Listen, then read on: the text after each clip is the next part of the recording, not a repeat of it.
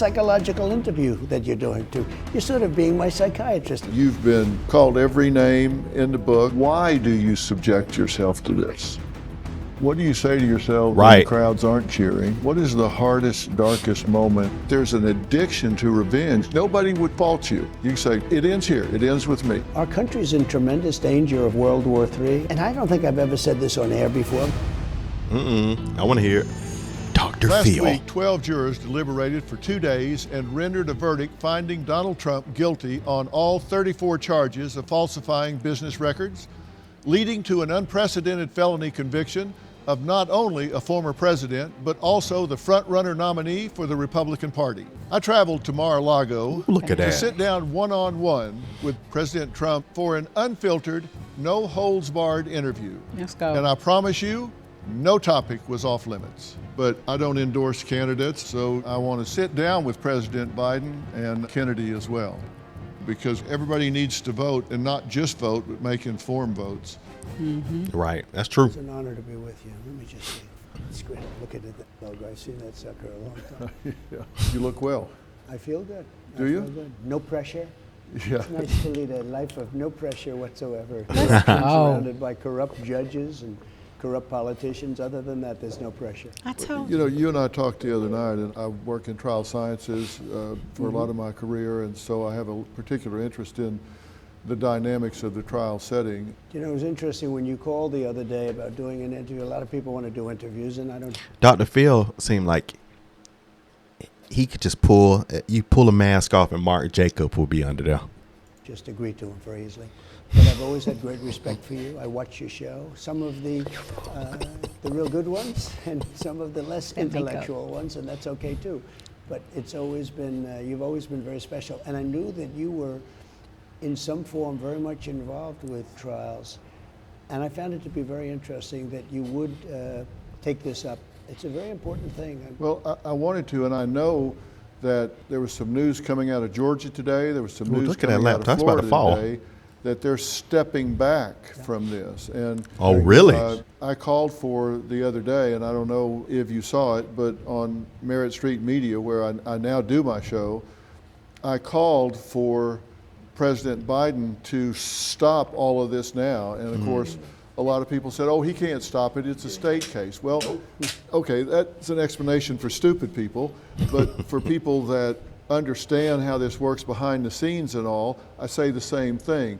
They need to stop this. They need to stop pursuing you. Since you started your campaign in 2015 to run for office, there have been so many attempts to get you off the board even before you started your campaign. Then once you were in office, 2 impeachment opportunities. They changed the rules to try to make it high crimes and misdemeanors if there were business conflicts, and in this case, Never ends. It seems to be never ending, and that is a distraction to you. And I really wonder how that affects you. What do you say to yourself about that? Because it seems to never be ending. It's a never-ending thing. There's a term that I know you've heard many times. It's called Trump derangement syndrome. Yeah, that's plenty of people got that. In one way, we drive them totally crazy because we're doing the right thing. You wonder, why would somebody want to have open borders where people are coming in from jails, prisons, where they're coming in from mental institutions? He was right. As you know better than anyone else, they're coming in, they're releasing the people all over the world, not just South America, from mental institutions and jails and prisons, and they're terrorists coming in. When I saw that clip with Tucker and was talking with the president of El Salvador, I said, oh my God, because the people that were coming from El Salvadorian that were on that scary tip have come over here.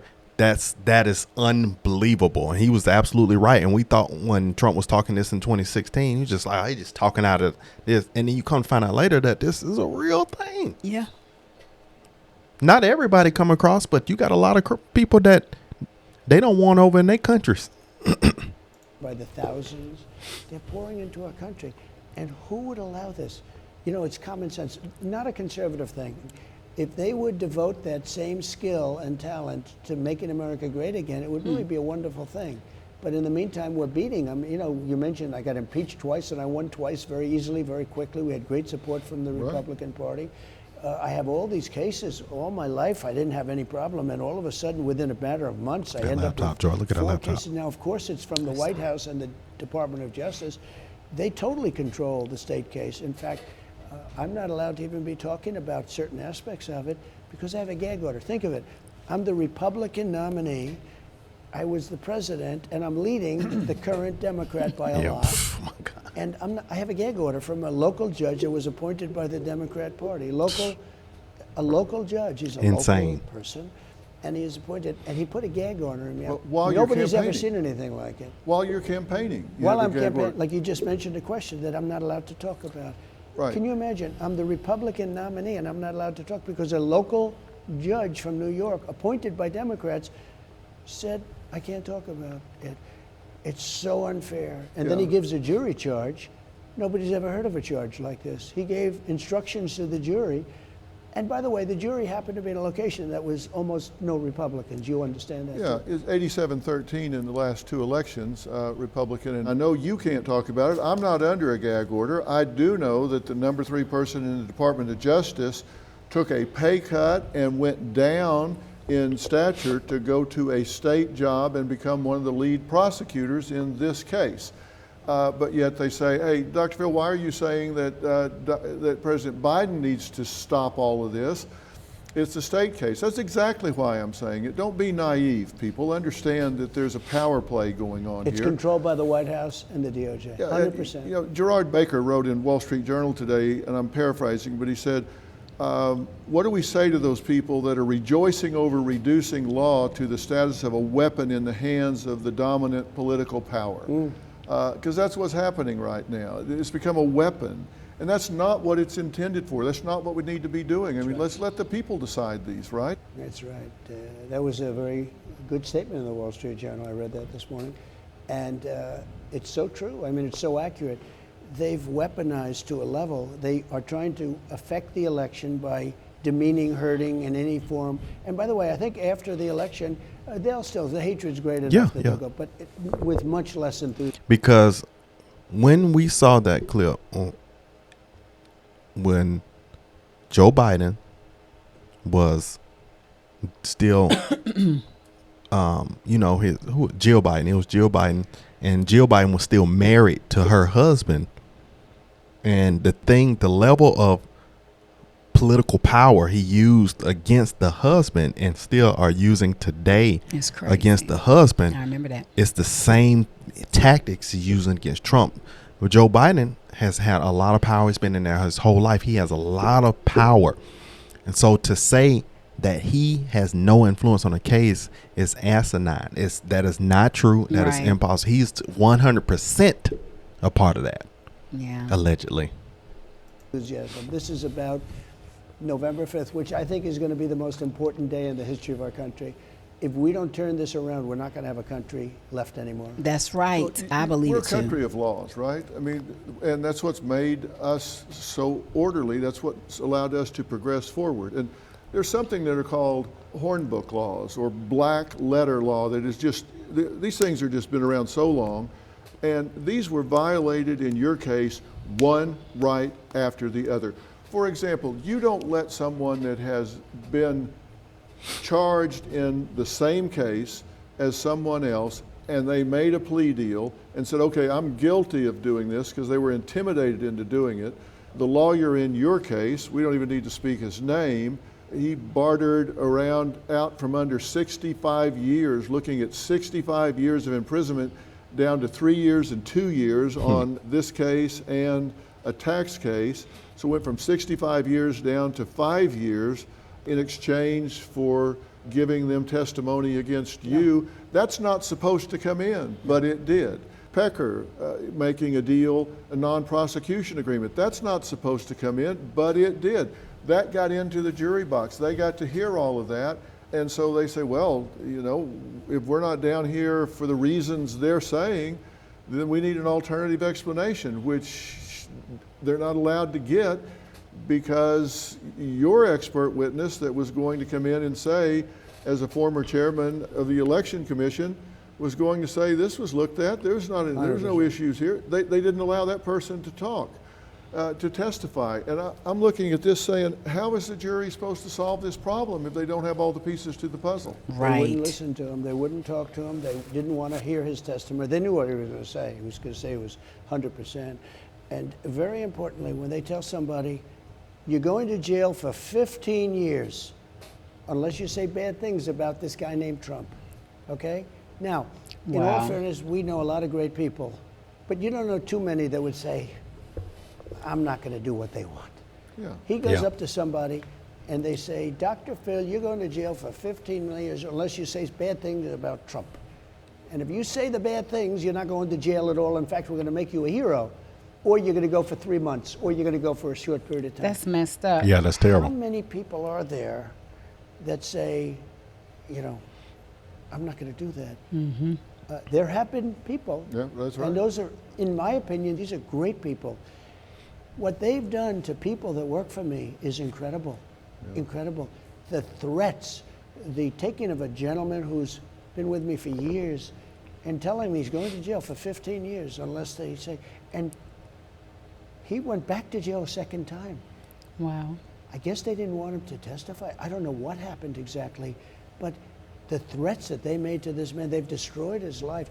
These are fascists. You know, these are really bad people, Phil. But who's going to do it? You're going to jail for 15 years, or you're going to go for 30 days or 40 days, or you're going to go for no time, but you have to say bad things about Trump. Yeah. And that's intimidation. And some of these people, you look at their age, you look at their health, and for some of it could be a death sentence. And so they Yeah, make a that's deal, true. and that's what I talk about. That's what I mean when I say prosecutorial abuse. Did anyone ever approach you and try to get you to make a deal, drop out of the race, make a deal here, we'll leave you alone? No, they didn't, but I believe they would. If I would have offered that up, I think they know me well enough. I really do. But And when he say they know me well enough, if they would offer me that, he gonna be soon as that they get out of that room, he in front of the press. Hey, they tried to offer me a deal, but I'm doing it for you guys. They wanted me to drop out. They not gonna do it because they know he was gonna speak on it, and they wouldn't have a quiet mouth. But I remember too saying in one of the other videos that we have reacted to or spoke about was that you don't know what pressure the jury was under, and that's just what I feel like. It's just Death like it's threats just and stuff. no way that for them for it to be across the board. It's just no way. No way. You mean to tell me everybody is agreeing? I just Yeah, I agree. Yeah. No. if I didn't run, as an example, I would have never had any of these lawsuits. How about I get prosecuted on a person that I have no idea who she is? I have no idea who she is. I have to pay $91 million. And that judge was just as bad, just as corrupt. A corrupt judge. I have to pay $91 million to a woman. I have no idea who she is. She wrote a book and she made a statement in the book. And you know that case. That do. case is a disaster. And then but I have no idea who she is. wow. And That is I said I did crazy. things. These people are corrupt and in some cases incompetent, but it's such an honor to have somebody like you see it and see it so clearly. And I knew that, I remember that years ago you were helping Oprah out, and she was sued and it was having a big impact on her. Mad cow And I case. thought it was great. And Oprah used to really like me. She was here many times. She loved my key lime pie. We have key lime pie, and she loved a lot of things about Mar-a-Lago. I like key lime pie, too. And Roger King, as you know, Yeah, we were here for the funeral for Roger correct, King. long time ago. It's the only funeral we've ever had at Mar-a-Lago. I said, maybe we can do a new business here. We'll do operate as a funeral parlor. It was one of the most beautiful Wow. funerals in the ballroom behind us. And he was a great guy. And Oprah's terrific. But once I announced I was running, and I said we have to have strong borders, we have to have this. we Just have to like have The View. that. We've sort of lost contact, as the expression goes. But I remember when you were very much involved in helping Oprah, and that's really the first thing I thought when you called about this horrible witch hunt. That, in all fairness, they've had going against me for years. Well, that's what I'm saying. It's been time and time again. And that was another black letter law that you just don't do. The judge tells you, okay, you can testify, but I'm going to allow them to ask you about this person that you now owe $91 million. I'm going to allow them to ask you about this other case. I'm going to allow them to ask you about 10 contempt citations that I've given you. I'm going to allow them to ask about all that stuff. What does any of that have to do with the matters at hand? And the answer is zero. That gets into the jury box if you take the witness stand. Again, that is black letter law. You can't let in unrelated things that have more prejudicial impact than probative nature. That just doesn't happen. But it happened 1, 2, 3 things right in a row, That's right. and that gets into the jury box. If you testify, they'll be able to ask you about all these different things. And by the way, if you say one thing if you say it was a beautiful day, as I remember it, and it was raining out, we're going to indict you for perjury. Yeah, yeah. And I'll tell you what, I have a lot of lawyers that are friends and this and that. I had probably 25 guys over the course of a couple of months say, whatever you do, don't testify, because you'll say something that's a little bit off, and you will be indicted for lying, for perjury. Yeah. These are evil people. These Right. are sick, Yeah, evil people. for real. Oh, I And, would have you know, thrown just- myself in front of your car to keep you from No, testifying. I wanted to so badly. And by the way, I would have loved to have testified about those things because it was so corrupt and so horrible. I'm glad you but he listened to wouldn't your have allowed me people. to answer the questions properly. Yeah. And so I would have loved to have testified. I wanted to. Listen to I'm your telling people. You, they had to hold me back. But every lawyer that came, they'd always start to say, by the way, I'm afraid of yours, don't testify. And they saw what he was doing. They can ask you about like anything. They can do. That's Nothing crazy. to do with this case. All of these Nothing to outside do with the things. case. And it And was still- really an unfair trial.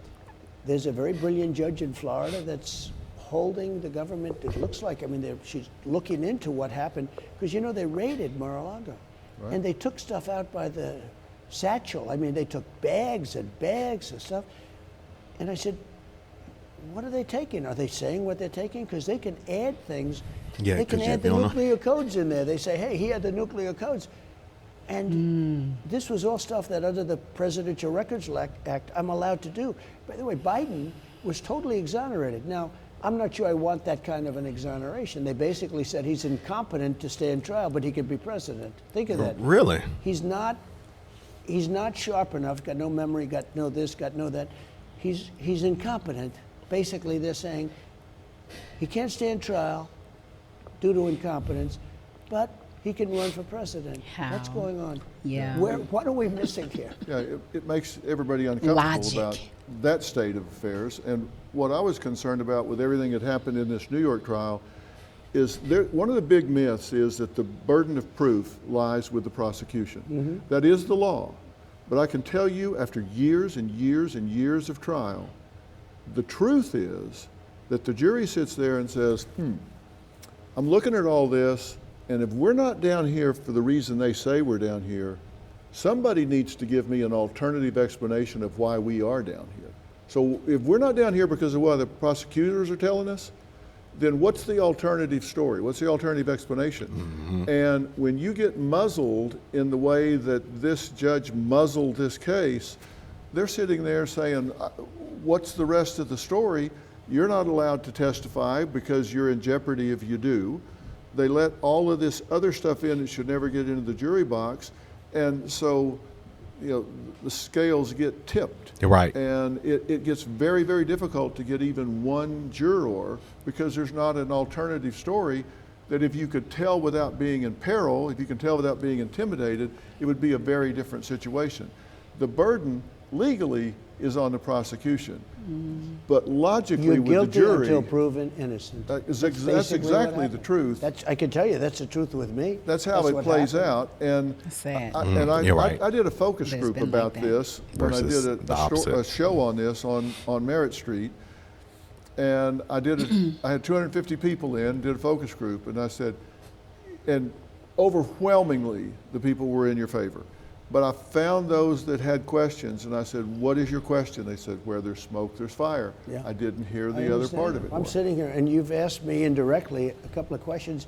They're so simple to answer. I'd love to. Yeah. And yet, if I do, this guy's he's willing to throw you in jail, okay? This is an appointed judge, acting. He's an acting judge, appointed. And he's willing to throw you, and he's so conflicted.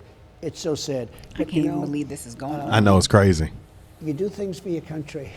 And I view it, I think if my country weren't involved, because people say, the two questions, I get these questions from very tough guys like you, the biggest guys on Wall Street, the people that you read about, but they're tough men and women.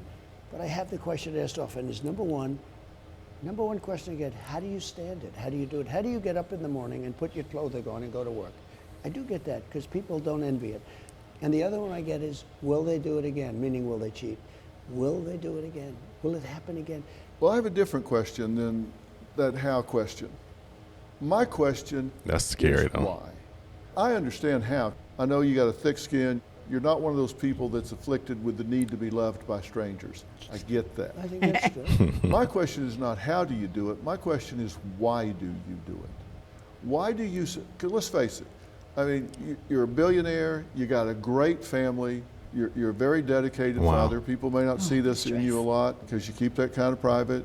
But my question to you is why do you subject yourself to this? If you want to see more of our conversation, Man, but remember, he said and that's exactly what I feel like. God has fortified him. This was already preordained. As much as I wish it wasn't, I just feel like this was already preordained to happen. And other people have been speaking on it. Other content creators have talked about, the spiritual aspects of it. And I don't want to get too deep, but when he said that he wasn't having stress, that's where I was going with all of this. He lays down and gets back up and does it, of course. But he's a tough guy. He's a businessman. Yeah. And billionaire business is just as heavy as running a government. True. So he's fortified for this. And then what I love is that he doesn't think like a regular person who's grown up in politics or has been in politics. Yeah. So he has a whole different mindset and perspective of how he looks at things from a worldview. Correct. But God fortified him for that. Oh, this. absolutely. But that's what I said. I would wonder, how does he sleep at night? But it's like, you know what? If you know that you have been doing things within the law and you haven't, we know that the Stormy, whatever the lady's name is, he had an affair, one night stand. That was already said, allegedly. And okay, he made a mistake. However, all this other foolery don't make no sense. Yeah, absolutely doesn't make any sense. And I just think What does about, that have to do with I think about the law? Saul that became Paul, right? Trump was living his life doing his own thing. He wasn't persecuting Christians like Saul or anything, but God had a totally different mission for him, and he used somebody who you didn't think was going to be used to be and you become one of the greatest characters of the Bible. And I think he's going to be one of the greatest presidents of our time. And because of all this going on, it's not for no reason. God don't line stuff up and let certain things happen so things go out for no reason. I'm telling y'all, whatever the result behind why Trump is going into office, God is going to line it that way. And whatever they're trying to stop, that's the enemy. So, yeah, that's what I have. Well, yeah, I mean, I just like the fact that Dr. Phil, once again went to sit down and tap into the behavioral side of things, to a degree. Yeah. And he didn't, I'm sure that I would like to see the whole interview. Yeah. Yeah. And he also did a video with his audience he was talking about. Did you see that one? I wanted to catch that one where he was actually talking to his members of the audience, asking them about if Trump since he's been convicted, how is this going to impact? Who is it going to impact? Yeah. Nobody cared. Nobody cared. So if him being convicted, how many of y'all still going to vote for him? It was almost everybody in the audience. He was like, okay, let's go. Exactly. That's wild. So if that's why I'm saying, and then he said one thing that stuck out to me is that he said he has to pay $91 million to a woman that he don't even know.